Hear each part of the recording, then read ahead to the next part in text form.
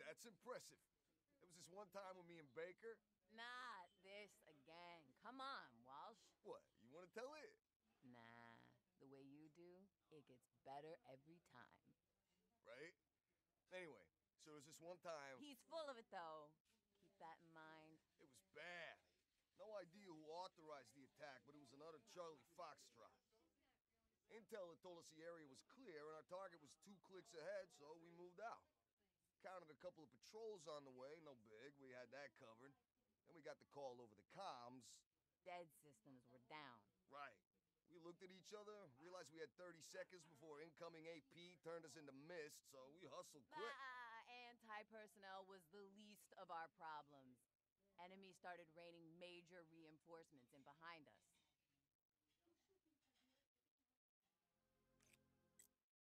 We were cut off from our own side at this point. Only way we can go is forward. Enemy had bound our kills, and Sigint told us there was some serious heat coming our way.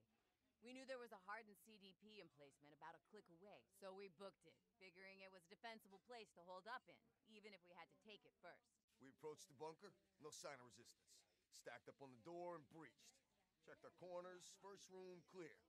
Entered the corridor, body on the ground, split gut to gullet. Room looked like a slaughterhouse. Next room, same story. 2 EKIA. Walls and ceilings painted with their blood. Didn't look like they got off a shot.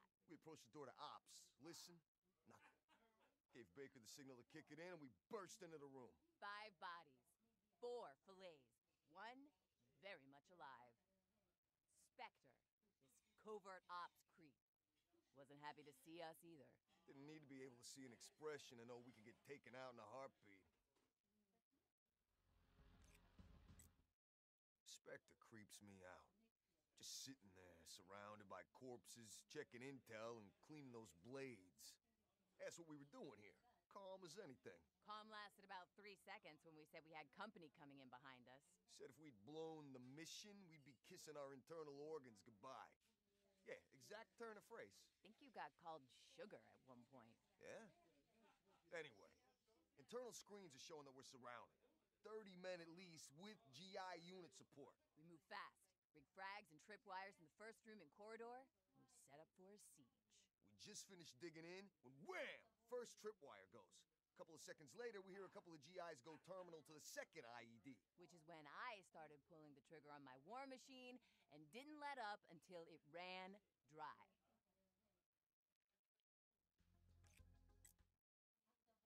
Things were looking pretty bad. CDP had reinforced, we were running low on ammo. And Spectre was still considering cutting our throats. When I noticed some movement on a screen showing an external cam feed. A couple of seconds later, we start hearing explosions outside.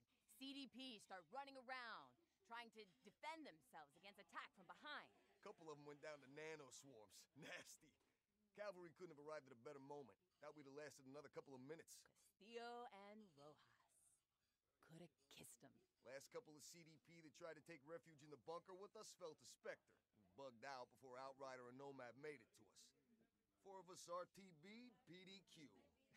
All right, Walsh. It's your round. Get buying. Based on the requirements laid out at the start of this procurement process, I'm certain that the intelligence gathered in the dossiers in front of you will lead you to conclude that the 8 referenced individuals will be the best subjects for your program. Further, I believe that the plant you specified be placed amongst them will independently verify my findings. As instructed, the intelligence was gathered covertly, using a number of... Are you certain they were unaware of your surveillance? Yes, sir. At stake my reputation. There's more at stake here than your reputation. Sir. Yes, sir. Very well. Leave us. We were never here. We have never spoken.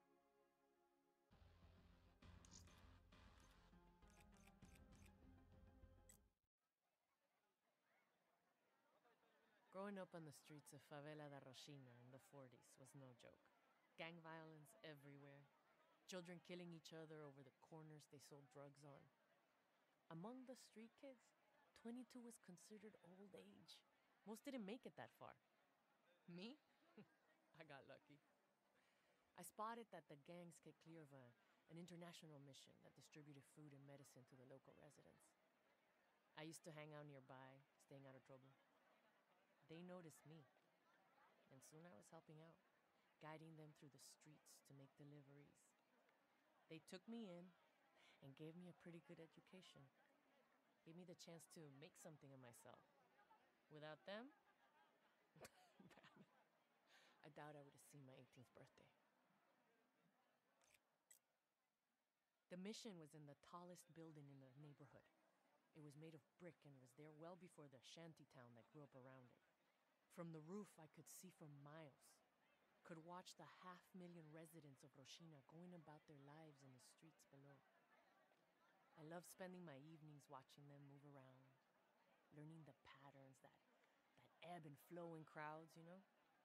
I'd move across the rooftops, following people who caught my eye, predicting where they were headed and getting ahead of them before acquiring them again. I got good at finding my way around, too. I was fearless, jumping from roof to roof without a thought I might screw up and fall into the streets below. I felt good up there, invincible even. That's when you relax. That's when you stop paying attention. And that's when you make mistakes. One night, I was following one of my targets across town. A bunch of rich city kids out in the favela looking for kicks. I lost them.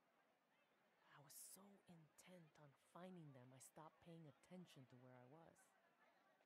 Ended up deep inside the territory of the most notorious drug gang in Roshina. Stupid. I saw a bunch of gangbangers on the street below, holding pistols on some rival kids that they had on their knees. Pop, pop, pop. They executed them right there. I must have made a sound. They looked up, saw me, started shouting. Man, I booked it out of there so fast as I could. I could hear them chasing me. I had to lose them, you know?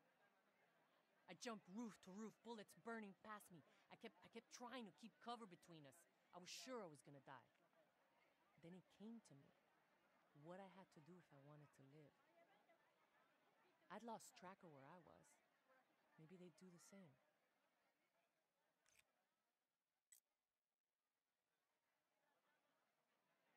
With the gang hot on my heels, I led them across the rooftops before dropping down to street level, right in front of a UPP patrol, the riot cops they sent to keep favelas quiet. Stupid kids followed me and were instantly outgunned. Favela Policia, they don't take any chances. The cop who questioned me was ex-army. He was impressed with my agility and the initiative I'd shown. Asked me if I'd considered going into the military. I'd never given it a thought. Honestly, I didn't have any kind of plan for what I was gonna do with my life. So on my 18th birthday, armed with a letter of recommendation from the cop, I turned up at a recruitment office. His suspicions were right. The skills I'd learned on the rooftops of the favela got me selected for Spec Ops training. 10 years later, I'm Winslow Accord's Special Forces, currently serving alongside the ZDF in Zurich. Not bad for a kid from the streets, huh?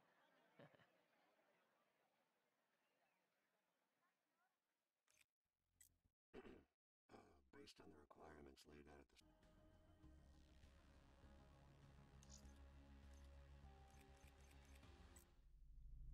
Don't sweat it. I get that reaction all the time. I understand why you find me unsettling. The question is, do you? I'm now 72% enhanced and augmented. I passed the point of mostly human a long time ago. That sensation you're feeling is a fight or flight response. Totally reasonable when confronted by your own obsolescence. I wish you could see the world as I see it, freed from the tyranny of the visible spectrum. We live in a world of infinite possibilities, amazing technologies.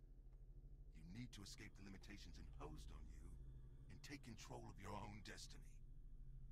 This time the dinosaurs can dodge the rock headed towards them. All it takes to avoid extinction is an initial act of will. Embrace the new. Upgrade. was 28 when I took a leave of absence to look after my mom and dad. That was 2062. I didn't even have DNI back then. Medically, we're in a very vulnerable phase. We're advanced enough that people are living longer. So much so that we're running into whole new classes of age-related diseases that we can barely diagnose, let alone treat. Within 3 months, both my parents were diagnosed with degenerative conditions that weren't well understood. They couldn't predict the path my mom's would take. It didn't even have a name. I looked after them both, basically powerless to do anything but keep them comfortable. As little by little over the course of 2 years, the things that made them them just faded away. While I watched their decline, I had a lot of time to think. And you know what the single fundamental conclusion I came to was? Meat is weak. When I got back into the engineering corps, I volunteered for DNI implantation. There was a waiting list. They were prioritizing people whose jobs would most benefit from the enhanced capabilities. It wasn't long before I was selected. Once I recovered from the surgery and system calibration was done, training my new abilities began. I'll never forget the sensation of reaching out with my mind for the first time to control a machine with my thoughts. It was completely natural, instinctive, like reaching out to catch a ball. I felt complete for the first time in my life, like I was finally realizing my potential. I signed up for every enhancement program going. Enhanced DNI processing capacity, limb replacement, optics, audio, comms, medical systems. Whatever was on offer, no matter how experimental, I wanted it. We've been told that a pair of breakthroughs are about a decade away for the last 40 years.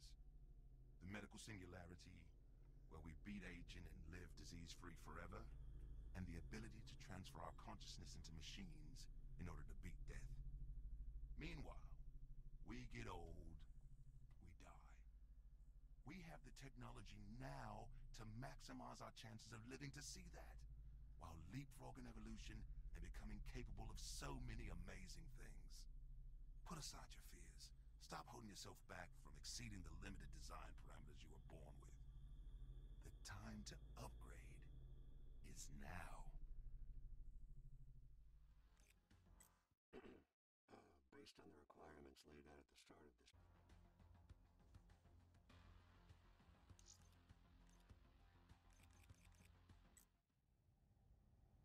So many memories of my oldest brother James from when all 5 of us were growing up.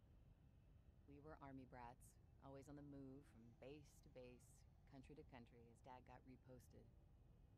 For the stream of new schools, there was the inevitable fights with other kids, and when it wasn't the Bakers versus the world, well, we were fighting amongst ourselves.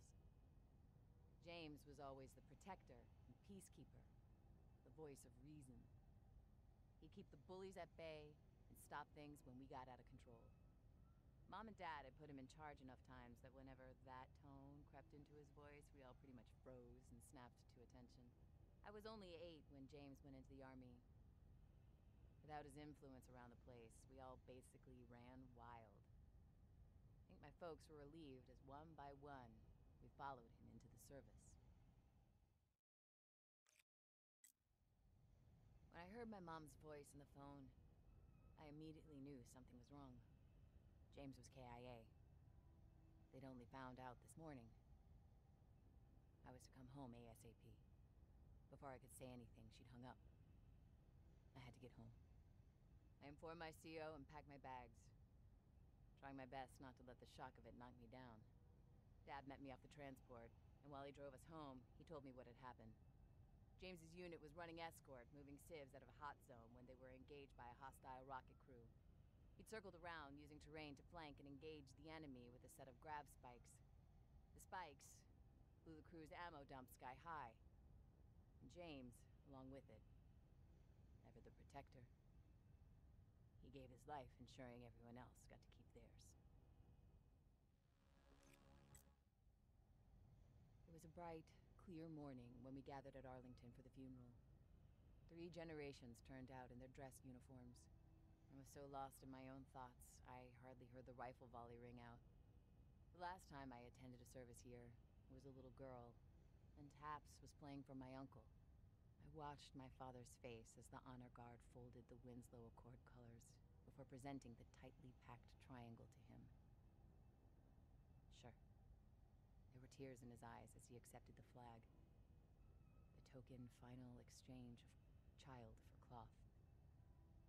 But there was fierce pride, too, as he returned the OIC salute. He had instilled the military traditions of honor, loyalty, and courage in us, and James hadn't wavered from his duty to the last. All of us stuck around for a week or so after James's funeral, grieving, relaxing, telling stories about the good times we had growing up, feigning embarrassment as the inevitable photos from school and family vacations got handed around. Mostly, though, we were just there for each other. There for Mom and Dad. Crying with them when things got too much. Laughing with them when we were all reminded of some ridiculous drama that James had gotten us out of. Soon enough, the time came for us to part company and return to our separate units. I've been back for a day now. I want to get guns up as soon as I can. James died fighting for what he believed in. For what we all believe in. And the best way I can honor him is to get out there and be the protector that he can no longer be. I love you, bro. I'm gonna miss you.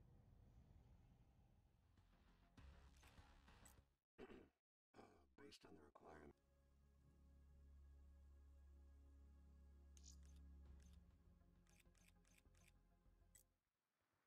I was 14 years old when my father told me we were moving into the quarantine zone. I was helped into the back of an APC and watched the internal screens closely as we rolled across Singapore. The quarantine zone gates were opened by guards the 54I had bribed. I won't ever forget my first view of our new home. It was a war zone. Desolate, trash, and wreckage everywhere. There were still the remains of bodies laying around. I almost complained, but was silenced by a single glance from my father. He was an enforcer, one of the few who kept the Combine in check. There could be no public dissent. If I were to follow in his footsteps, I would have to play my role. We had to set the example of what was expected. No one ever dared to mess with me. Everyone was terrified of my father, and with good cause. The only people allowed to lay hands on me were my combat tutors. I expect my father would have killed them for going easy on me. If I wanted to become an enforcer, it would have to be on my own merits, not because of my family name. So for the next 3 years, my days were spent in training. Hand-to-hand combat, gunplay, urban combat tactics, strategy, history, Chinese literature. It is not enough for an enforcer to be a great fighter. They have to embody the ideals of the 54 Immortals. They have to inspire loyalty and respect. I worked as hard as I could. Failure was not an option. To fail would have brought dishonor to my father, and that was something I was determined never to do. The day of my elevation was a great day. I was escorted to the biodomes and granted an audience with the late leader Go Min and his sister Shou Lan. It wasn't the first time I'd met them, but in their presence, I could feel their greatness. Understood what they had built for us there in the quarantine zone. Shou Lan herself brought a box down towards me, placed it on a table, and told me to open it. Inside, 2 of the most beautiful things I'd ever seen. My annihilator, and the custom cybernetic arm I would need to wield it. She drew her own blade, and I took it with my left hand. In order to be worthy of this honor, I would have to show what I was prepared to sacrifice, without breaking eye contact with her. I placed my right hand on the table and began the surgeon's work.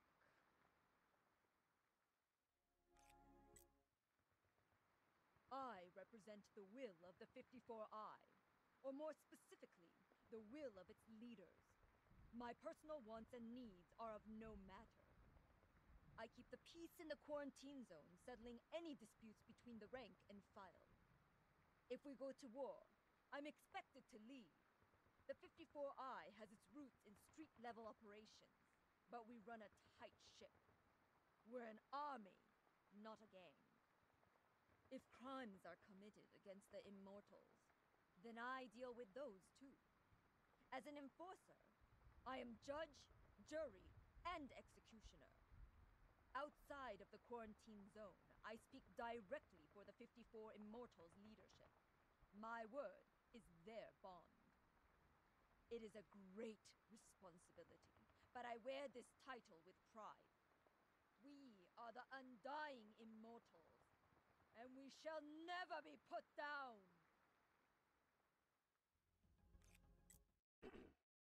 Based on the requirements laid out at the start of this procurement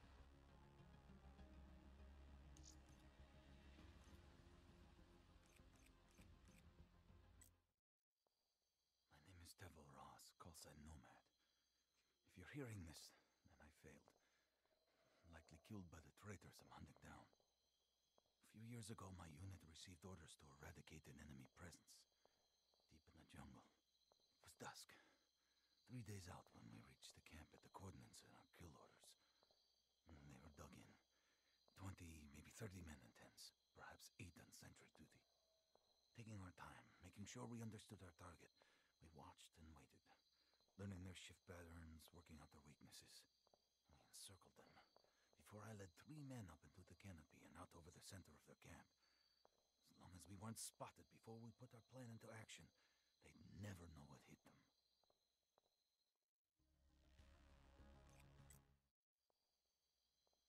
As they changed guards, I dropped a C4 charge down in front of each tent and signaled the rest of my unit that it was go time. My men surrounding the camp lit it up loud. I took out a couple of the guards, woke up everyone else, exactly to plan. The first men who rushed out of the tents were cut down as I triggered the charges. As the friends moved past what was left, the 3 of us dropped down from the canopy, landing behind them. Caught between us and the forces we'd left outside the camp, it didn't take long. In under a minute, they were all dead. It wasn't until we were checking the corpses that we noticed their ident tags. Those men were Spec Ops. Our Spec Ops. We'd just taken out our own sister company.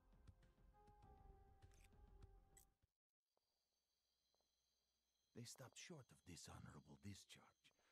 The unit was disbanded. We were all reassigned. A few weeks later, I heard one of my friends was dead. An accident with unexploded ordnance. A month later, there was another. A heart attack, I think. The next month, 2 more.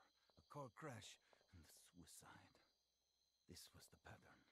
Someone was taking us out, making it look like accidents or natural causes. I knew it was only a matter of time before someone would come for me. I did the only thing I could. I used my training, got off grid, and disappeared into the jungle. I am now the sole survivor of the 18 men that attacked that camp.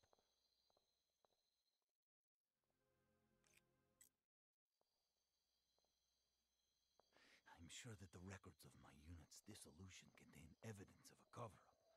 Files deleted, orders changed, entries expunged. I believe that a cadre of generals are planning a military coup. They want Colombia to join the CDP. I believe that their CDP contacts demanded our kill mission as a loyalty test. The conspirators are meeting near here. I'm going to confront them. Then I'm going to make them pay.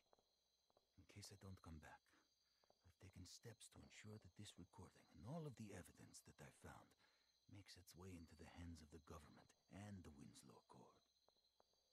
This is Nomad, signing off. Based on the requirements laid out.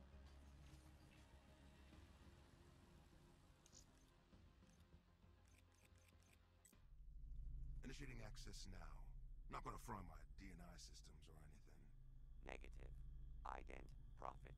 Code level access granted. Active firewalls disengaged. Alright, mate. Let's see if we can't get rid of those safety protocols. Interesting. Same basic file structure as a GI unit. So behavioral limitation should be... yeah. There we go. Warning. Safety systems offline. Easy, Tiger. File history on your core systems is insane.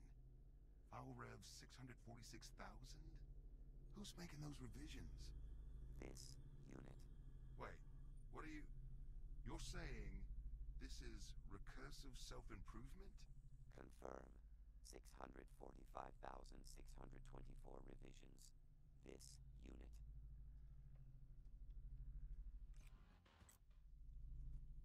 It took me a while to get my head around that. I mean, look, advanced experimental war robot or whatever.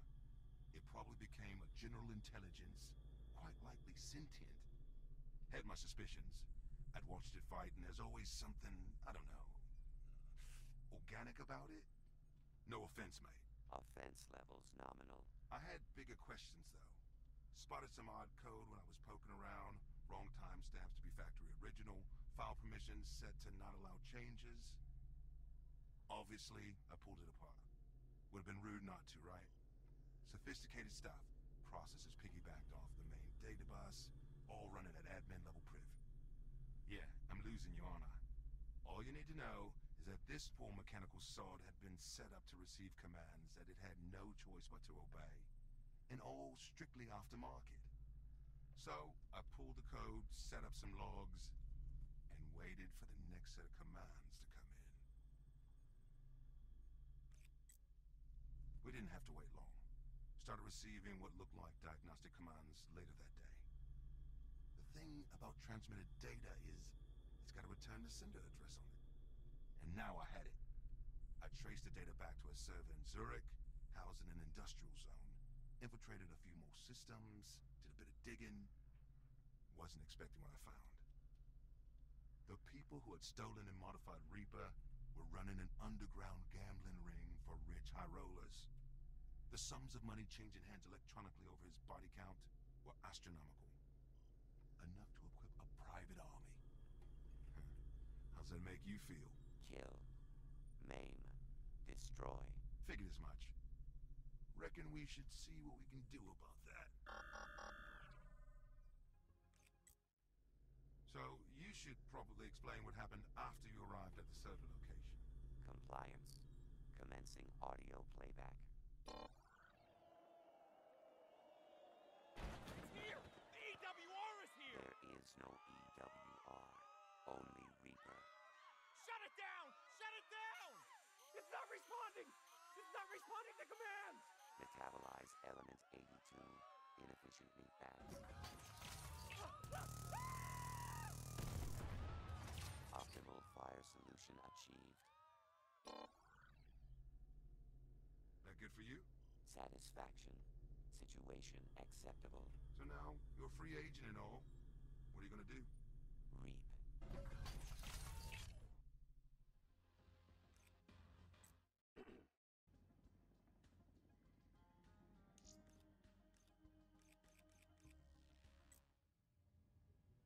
Things are very rarely entirely as they seem. The key is to try to grasp the bigger picture, to understand the larger forces at play. Work out what their goals and endgames might be. Only when you understand this does the pattern and the larger picture emerge. For example, Liquidation Order 821-16. High-ranking CDP military officer. Commander of an elite rapid deployment unit. Likes to get his hands dirty only when high kill counts are statistically likely. When not on operation, Hive remains in Central Command facility. Well defended. Hard to infiltrate. Untouchable. My third party was calling for target elimination at the earliest opportunity. How should I go about achieving my kill? All due respect, sir. I gotta ask why that action was authorized. Gamma and Epsilon have been quiet for weeks. We been on the back foot in Charlie and Delta, fighting for every scrap of ground. Moving our forces like that cost us territory we've already paid a high price for. Sir, permission to speak freely? Might want to consider a review of the intelligence. Seems like we hadn't clue one what we were going after out there. Felt like a show of force we didn't have to make. Don't appreciate being sent on wild goose chases that nearly get me and mine killed. Sir, hope it was worth it, sir. Convincing my contacts at WA CENTCOM that my client was an HVT was easy. They agreed that a direct assault on targets in sectors Gamma and Epsilon would draw him out at an acceptable level of loss. Of course, they were unaware that I had arranged for their dead systems to malfunction. I suspected that the sudden appearance of a hole in the WA air defense grid would tip the statistical odds of a deployment of my client to the AO. Everything was proceeding on plan, until call signs Ruin and Battery led half a CDP battle group to the location that I was monitoring my targets from. Despite that minor inconvenience, I was able to proceed, engaging my client as he disembarked his transport and liquidated as specified. That momentary look of stupid surprise on his face as he realized he was already dead was priceless. That whole setup was to smoke out one CDP a-hole? And you couldn't come up with something better than use those guys as bait? Here, I got a better plan for you. Take out their dead and flatten the whole base with standoff. One of these days, you're gonna get what's coming to you, buddy. Just hope I'm there to see it. Was that a threat? Stupid. And naive. This isn't a brawl. This is chess. You're pawns, nothing more. You set up the play, and leave your betters, knights, bishops, queens, and rooks, to strike tactically, surgically. You set the stage, doing whatever it takes to make the story convincing, giving hundreds of lies if must be. Then, at the right time, with a single flick of my wrist, thousands can be saved.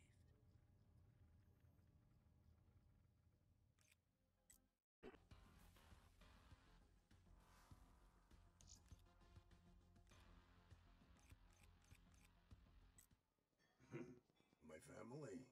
What's to tell? My mother left because my father was a drunk. No surprise, I acted out every chance I could. Small things first. Little fire here, something broken there. No harm, no foul. One time, he hurt sister pretty bad. Didn't mean to, but grown man was stronger than he think. After that, I set fire to warehouse on other side of train tracks from house. First time I get in trouble with police. Father let me stay in holding cell 3 days. Probably not want anyone seeing sister's broken arm.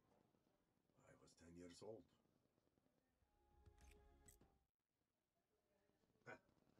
A few months later, after my father had passed out for night in customary stupor, my sister suggested we rid ourselves of the old man for good. Seemed like good idea. I took his lighter from table and set fire to chair he was snoring in. This was when plan go bad. He woke up, screamed, and ran from room, knocking over spirits on table. Spread fire all over the place. Fire is fickle thing. You think you understand it, then it begs to differ. Father ran from house. Sister got badly burnt. I ended up in juvenile care facility. And that's where I stay till 17 when I get choice. Adult correctional facility or military service. I picked military service, where now they want me to burn people. Life is strange, no? The job I do, it's not for everyone. It's close-up work. You get to see what you do. You can't deny it. You can't unsee or unsmell it. Used to be, I'd RTB, and the smell of burned flesh would be so strong, I wouldn't be able to eat. Doesn't bother me anymore. And as you can see, I normally get table to myself. I like to think I'm a problem solver. Enemy has you pinned down? Give me a minute. No problem. Choke point needs choking? Flame.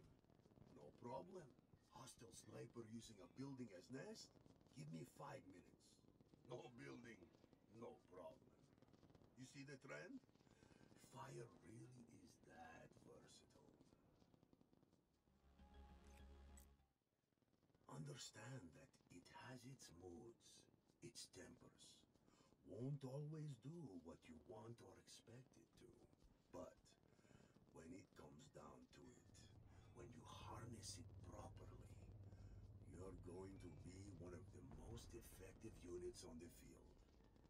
Your kills are rarely clean, and they often make a lot of noise. Psychological impact of that is priceless. You'll be feared by your enemies and respected by your allies. Actually, your allies would probably fear you too. And you know, I'm fine with that.